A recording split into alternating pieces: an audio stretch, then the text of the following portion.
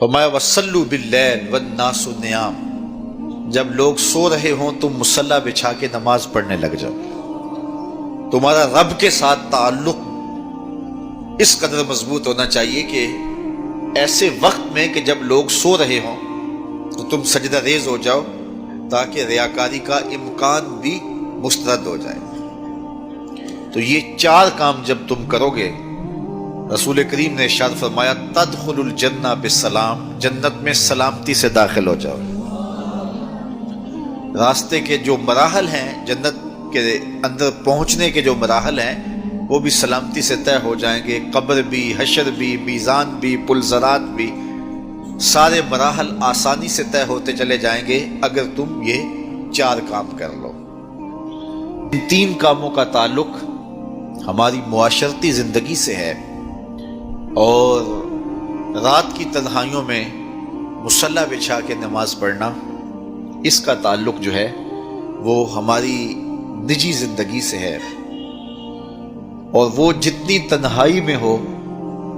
اس قدر ہی اللہ کی رحمتیں زیادہ اترتی ہیں۔ دکھلاوے کی نمازیں اللہ قبول نہیں کرتا۔ قرآن مجید میں سورہ ماعون کے اندر ارشاد فرمایا سو خرابی ہے ان نمازیوں کے لیے جو اپنی نمازوں سے غافل ہیں اور لوگوں کو برتنے کی چیزیں بھی نہیں دیتے، معمولی چیزیں جو ایک دوسرے کو ہم عاریتاً دے دیتے ہیں وہ بھی نہیں دیتے اور نماز پڑھتے ہیں۔ تو یہاں نماز کا ذکر موجود ہے، لیکن پہلے ہماری معاشرتی اصلاح ہونی چاہیے۔ ان تین چیزوں کا خاص طور پہ ذکر کیا گیا کہ تم سلام کو پھیلاؤ، تم صلہ رحمی کرو، اور تم لوگوں کو کھانا کھلاؤ، بھوکوں کی اور پیاسوں کی مدد کرو، تو تمہارا رب تمہارے اوپر راضی ہوگا، اور پھر رات کی تنہائی میں تم اللہ کے حضور مصلی بچھا کے نوافل ادا کرو۔ ایک روایت میں آتا ہے کہ جب کوئی شخص رات کی تنہائی میں اٹھتا ہے اور اپنی بیوی کو اٹھاتا ہے، وہ نہیں اٹھتی، خیر یہ وضو کرنے چلا جاتا ہے تو واپس آتے ہوئے چلو میں تھوڑا سا پانی لے آتا ہے، اور پانی لے کر کے اس بیوی کے اوپر اس پانی کو چھڑکتا ہے تو وہ اس سے اٹھ جاتی ہے۔ تو یہ مصلی بچھا کے نوافل پڑھنے لگ جاتا ہے، اور وہ بھی اٹھ کے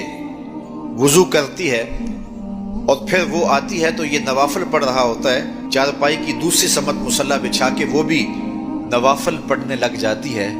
حدیث میں آتا ہے جب وہ دونوں نوافل پڑھنے لگ جاتے ہیں رب مسکراتا ہے، اپنی شان کے مطابق رب مسکراتا ہے کہ میرے بندے کس طرح مخلوق سے چھپ کے میرے حضور سجدہ ریز ہیں۔ تو راتوں کی تنہائیوں میں جب لوگ سوئے ہوئے ہوں تو اس وقت سجدے کا ویسے لطف بھی اپنا ہی ہوتا ہے، چونکہ کوئی دیکھ رہا ہو تو کئی طرح کی باتیں ذہن میں آئی جاتی ہیں، لیکن تنہائی ہو، اندھیرا ہو، کوئی دیکھ نہ رہا ہو تو پھر اس کا اپنا لطف ہوتا ہے، اور سحری کے وقت اٹھ کے نماز پڑھنے کا سرور بھی اپنا ہے۔ اور میں کہتا ہوں کہ وہ ملنے کی گھڑیاں ہوتی ہیں، انسان کو ان گھڑیوں کے اندر اللہ کی خاص رحمتیں نصیب ہوتی ہیں، اور جو سحری کے سجدوں کا مزاج رکھتا ہے اللہ تعالیٰ اس کے من کے اندر روشنیاں ڈال دیتا ہے۔ اقبال کہتا ہے رومی ہو، رازی ہو، عطار ہو کہ غزالی، کچھ ہاتھ نہیں آتا بے آہ سحر کا ہی۔